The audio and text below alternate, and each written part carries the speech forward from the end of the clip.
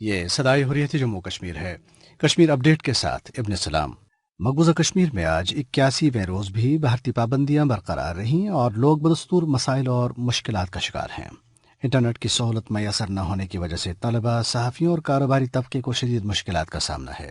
پابندیوں کے خلاف کشمیر ٹائمز کی ایگزیکٹو ایڈیٹر انورادھا بسین کی درخواستوں پر سماعت کے دوران بھارتی سپریم کورٹ کے 3 رکنی بینچ نے حکومت سے پوچھا ہے کہ وہ کتنے دن پابندی چاہتی ہے۔ اب 2 مہینے ہو چکے ہیں۔ اس کے جواب میں بھارتی سالیسیٹر جنرل نے عدالت کو گمراہ کرتے ہوئے بتایا ہے کہ آج بقول ان کے 99% علاقوں میں کوئی پابندی نہیں ہے۔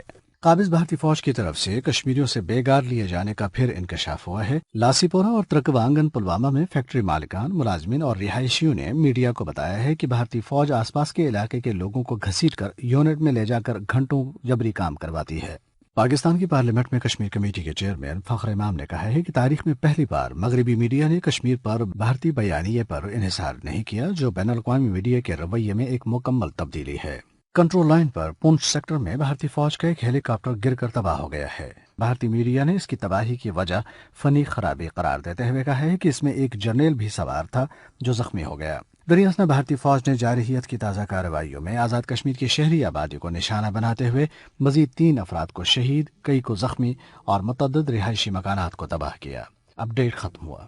مقبوضہ کشمیر میں گزشتہ 81 روز سے بھارتی فوج کا محاصرہ اور مواصلاتی لاک ڈاؤن جاری ہے۔ بھارتی پابندیوں اور ظلم و تشدد کی وجہ سے مقبوضہ ریاست گوتوناما بے اور ابو غریب جیل سے بھی بدتر منظر پیش کر رہی ہے۔ بھارتی مظالم اور کشمیریوں کے جذبہ حریت کے حوالے سے سنتے ہیں مسلم ڈیموکریٹک لیگ کے وائس چیئرمین اور حریت کانفرنس آزاد کشمیر شاخ کے رہنما شیخ عبد المتین کی گفتگو۔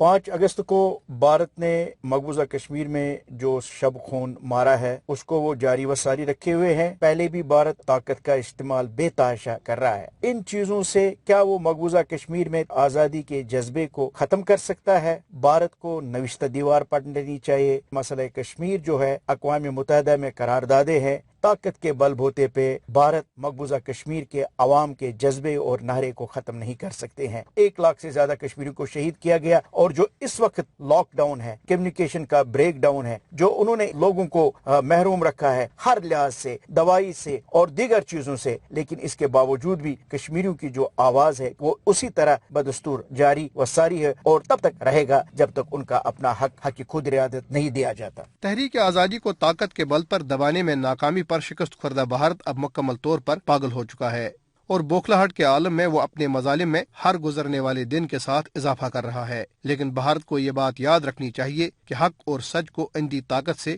شکست نہیں دی جا سکتی۔